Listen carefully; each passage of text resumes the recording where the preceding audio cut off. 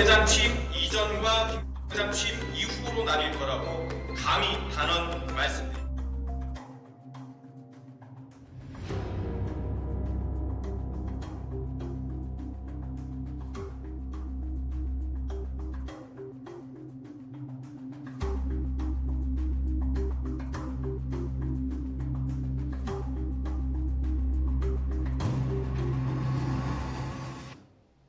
네, 앞서 뭐 문어발 인맥이라고 했는데 사건의 내용상 오징어 발이 더 자연스럽지 않나 이런 생각이 드는데 네. 지금 질문대로 파문 어디까지 번질까요? 이게 아직은 뭐 정확한 팩트가 잘 안 나오고 있죠. 그러니까 사실은 뭐 선물을 그냥 보낸 거 가지고 명절 때 아시겠지만 보면 선물 정말 많이 주고 받거든요. 보통 아는 사람 있는데 뭐 봐서 이제 전혀 모르는 사람이 뭐 돌려받는 경우도 있지만 이거 누가 보냈지 하고 그냥 받는 경우도 있거든요. 네. 그렇게 본다 그러면 뭐 선물을 명절 때 주고받은 것 정도 가지고 뭐 로비를 했다라고 하기는 어려운 거고 만약에 그 어떤 그 사람과 잘 아는 걸 통해서 어떤 뭐 경제적 이득을 취했거나 아니면 뭐 사업을 땄거나 뭐 이랬다 그런다면 문제가 될 수 있는데 아직까지 제가 보기에는 뭐 많이 나온 것 같지 않습니다. 근데 이분이 예전에 이제 저 실형을 살았을 때는 뭐 사기 금액이 1, 2억 단위였는데 네. 이번에 이제 뭐 오징어 투자 사건 그러다 보니까 이제 가짜 수산업자라는 얘기가 나온 얘기인데 그거는 이제 뭐 100억이 넘어가는 금액이 된 거니까 네.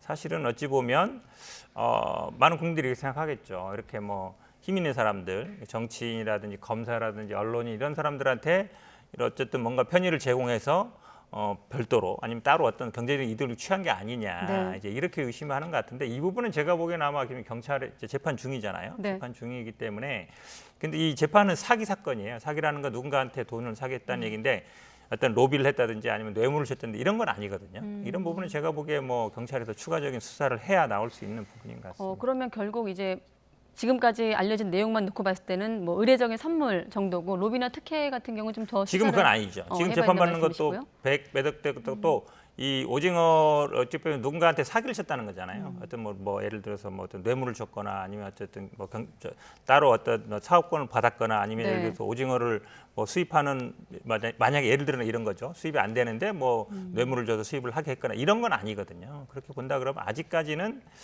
선물을 주고받은 정도 물론 이 밑에 나오는 것처럼 만약에 그 검사나 아니면 뭐 특검 이런 분들한테 외제차를 제공했다 그러면 그 렌트비 정도는 금액이 넘어가면은 뇌물로 보기도 하거든요. 네. 렌트비 청탁금지법 그렇죠. 적용하는 거죠? 금액이 이제 적은 경우에는 그렇지만 커가고 사실은 그 경계선은 그런 겁니다. 그걸 제공함으로써 뭔가 대가를 얻었어요. 본인이 예를 들어 수사를 받고 있었는데 네. 수사가 무혐의를 받았다든지 누구한테 봐달라고 했다든지 결국 그 대가 관계가 있냐 없냐 이제 그걸로 결국은 뇌물이냐 아니냐 나누게 되는데요.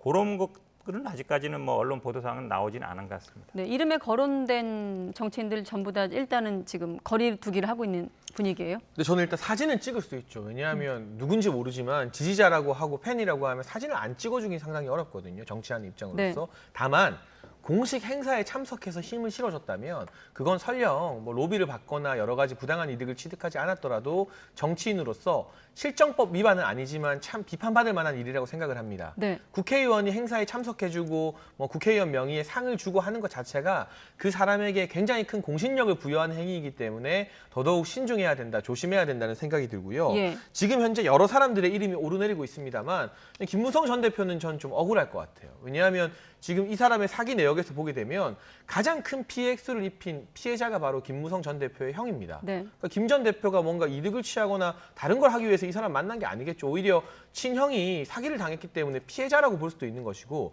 다만 지금 좀 문제가 되는 건 박영수 특검인 것 같습니다. 박영수 특검 같은 경우는 렌터카를 이용하고 아주 고가의 렌터카 이용비를 몇 달 뒤에 현금으로 지급했다는 그 해명도 좀 석연치 않고 비용 같은 경우도 그 정도 고가의 자동차를 그 가격에 렌트할 수 있을까? 일반적으로 고개가 좀 갸웃거려지는 측면이 있습니다. 네. 변호사 소개해줬다는 말도 나오고 있고요. 또 포항 지역의 경찰서장 같은 경우도 사건을 무마해 주는데 본인이 지위를 남용했다면 이 경찰서장 역시 아주 정밀한 엄정한 수사의 대상이 되어야 될 것 같은데 현재 단계에서 선물을 받고 뭐 친분을 과시한 정치인들이 있습니다만 그 부분은 지금 드러난 내용만 놓고 보면 도덕적으로 비난받을 사안이지 아직 실정법 위반이 거론될 만한 사안은 없지 않는가 조금 더 지켜봐야 될 부분이 있는 것 네. 같습니다. 국민의힘 내부에서는 전직 언론이 송모 씨를 이번 수산업자 네트워크 인맥의 어떤 시작점으로 지목하기도 하고 있는데요. 그렇죠. 지역이 네. 어쨌든 뭐 PK 지역, 특히 포항 지역 중심으로 돼 있고 거기에 또 언론이 있고 이분도 또 정치를 뭐 지망했던 분이기 때문에 이분 네. 통해서 대부분 이제 정치인들 만났다는 거잖아요. 그러니까 홍준표 의원 같은 경우도 만났다는 얘기를 먼저 선제적으로 한 거는 어쨌든 이게 다 나오게 돼 있으니까 네. 한 것 같은데요. 사실 이제 정치라는 게 보면은 지금 아까 뭐 행사장 말도 말씀드렸는데 정치인들은 그렇습니다. 예를 들어서 사진 찍어달라면 다 찍고요. 그다음에 뭐 사람이 많이 모였다 그러면 갑니다. 웬만하면. 왜냐하면 뭐 정치인이라는 게 표를 의식하는 거니까. 그리고 예를 들어서 어떤 사람 만나자고 했을 때 대부분 만납니다. 왜냐하면 정치인들은 항상 사람이 아쉬운 사람들이거든요. 이 선을 한계선을 넘느냐 안 넘느냐가 굉장히 이제 어려운 부분인데 뭐 이거는 뭐 여야를 가리지 않을 것 같아요. 왜냐하면 뭐 지금 얘기 나오는 거 보면 뭐 예를 들어서 여당 측 인사들 있고 야당 측 인사들 있기 때문에 네. 결국은 이거를 통해서 뭘 하려고 했느냐 이 사람이 그게 가장 중요한 거죠. 이유가 있을 거 아닙니까? 뭐 선물을 주든 세상에 공짜는 없는 거니까요. 이제 그런 부분들은 이제 수사에 밝히는 부분인데, 근데 이제 특검이라든지 검사들한테 뭔가를 한다는 얘기는 본인이 어떻든 그런 리스크나 위험이 있다라는 거를 이제 알고 있는 사람들이 쉽게 얘기하면 이제 보험을 든다는 표현을 많이 하잖아요. 그러니까 본인이 나중에 뭐 수사를 받게 되거나 이럴 때 편의를 보려고 했을 수도 있다. 저는 그래서 지금 말씀처럼 이게 뭐 이제 박영수 특검뿐만 아니라 거기 같이 있던 부장검사도 이런 얘기가 나오고 있기 때문에 사실은 이게 어찌 보면 검찰의 이 뭐 스폰 문화라는 게 참 이게 쉽게 안 바뀌는구나라는 생각이 네. 드는 게 사실은 특검이라는 게 그냥 검사로 안 되니까 만드는 거잖아요. 근데 거기까지도 이런 영향이 미친다는 게 우리나라 이제 검찰이 갖고 있는 이 스폰 문화라든지 아니면 이런 부분들을 참 쉽게 깨기는 어렵지만 저는 그런 면에서 본다 그러면 공수처의 역할이 굉장히 크다. 이 사건이 사실은 공수처로도 갈 수 있거든요. 네. 그러니까 대가 관계가 일어나서 뇌물죄로 되면 공수처로 넘어가는. 지금 거론되는 것 중에는 어느 좀 대목이 가장 유력합니까? 그러니까 결국은 그러니까 돈을 받았다든지 렌트를 받았다는 건 아니지만 예를 들어서 이분이 어떤 수사를 받고 있었다. 근데 이번에 이제 재판을 받았는데 그 전에 뭐 수사를 봐줬다든지 그러면 이제 그게 대가 관계가 되는 거잖아요. 네. 그러면 이제 공수처로 넘어갈 수 있는 거거든요. 그리고 또 지금 화면에 나오지만 그 렌트비를 언제 보냈는가도 또 관건 아니겠습니까? 그렇죠. 그러니까 네. 이게 문제가 된 다음에 뭐 반납했다 그러면 뭐 제가 보기에 뭐 문제가 되는 것이고, 근데 예. 이런 얘기보다 사실은 이제 이걸 통해서 이런 어떤 렌트카를 지원함으로써 뭘 얻었느냐. 예를 들어서 뒤에 얘기 나올지 모르겠지만 예를 들어서 뭐 사면에 영향을 했다든지 아니면 본인이 어떤 수사를 받고 있었는데 그거를 뭐 빼줬다든지 이렇게 되면 대가관계가 형성되는 거거든요. 네. 이제 그런 부분들을 제가 보기에는 살펴볼 필요가 있는 것 같습니다. 네. 그래도 어쨌든 일반 국민 입장에서는 뭐 저 고급 차를 쉽게 저렇게 빌린다는 자체도 좀 납득이 되지 않는 대목이지 않나 싶은데. 제가 보기에 저 납득이 안 되는 게 그런 거예요. 네. 그런 걸 준다고 해서 타냐 말이에요. 네.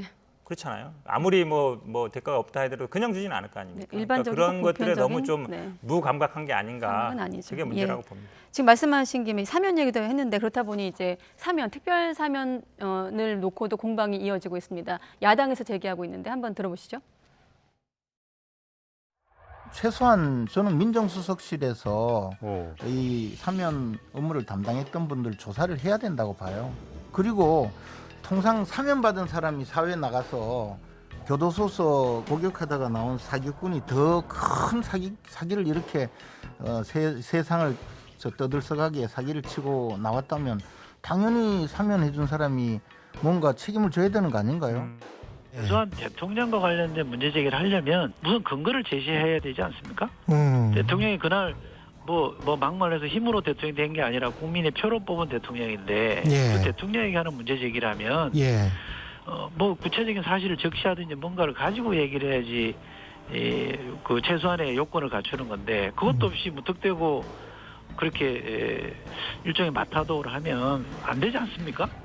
네, 그러니까 정리하면 야당은 이제 특별 사면, 사기꾼 특별 사면이 이례적이라는 거고 청와대 같은 경우는 사면 기준에 부합했다는 거 아니겠습니까? 그렇죠. 그러니까 지금 이제 임재원 의원 같은 경우는 뭔가 뭐 봐주지 않았겠느냐, 뭔가 뭐 특별 사면하니까 뭔가 특별히 봐주지 않았겠느냐 이제 이 얘기를 하는 것 같은데요. 네. 이 당시 좀 보도 자료 나왔습니다만 사면 대상자가 한 8천 명 정도 됐습니다. 그리고 이렇게 형기를 한 70~80% 채운 사람 중에서도 예를 들어서 뭐 살인 강도라든지 아니면 뭐 아주 흉악범죄 아닌 경우에는 대상자가 되면 해줬거든요. 그 부분도 네. 한 700~800명 되는 거예요. 이 당시에 이분이 형기 산 것도 지금의 이 사건이 문제가 아니라 한 1억 정도의 사기 문제였기 때문에 예를 들어 누구를 콕 집어가지고 딱 봐줬다.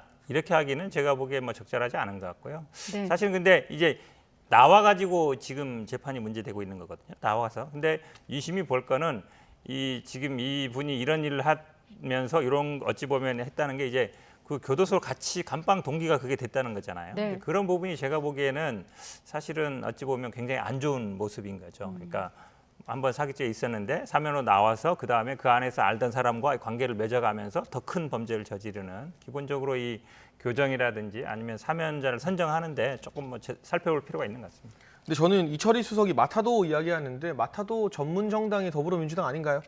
조금만 약간의 의혹만 있어도 뭐 엑스파일 같은 경우도 그렇고 온갖 마타도 다 활용해서 비난하려고 하는데 경제사범임에도 불구하고 사면을 받았다 정도의 의혹이 있으면 야당 입장에서 이거 왜 사면 대상이 되었느냐, 무슨 기준으로 사면을 해줬느냐 정도는 충분히 지적할 수 있고, 뭐 지금 현 변호사님 말씀하신 것처럼 동일한 그 당시에 다른 사기 전과자들이나 경제사범들에게도 같은 수준의 사면이 있었다는 통계를 제시하면 깔끔하게 끝나는 문제입니다. 네. 그런데 지금 이철희 수석도 그렇고 박소연 수석도 그렇고 방송에 나와서 해명하는 게 말이 안 된다. 그리고 이 사람이 이 김 씨가 자랑한 대통령의 어떤 이 선물이라던가 청와대 선물이나 편지가 너무나 허술하다는 이야기만 하고 있어요. 그러지 마시고 지금이라도 이 청와대 민정수석실 행정관들에게 통계 하나 가지고 오라고 해서 그때 이 7, 8천 명 중에 경제사범의 비율이 어느 정도가 되었는지, 사기 전가, 이건 정말 우리나라 개인적으로 경제사범에 대한 처벌이 너무나 낮다고 생각됩니다.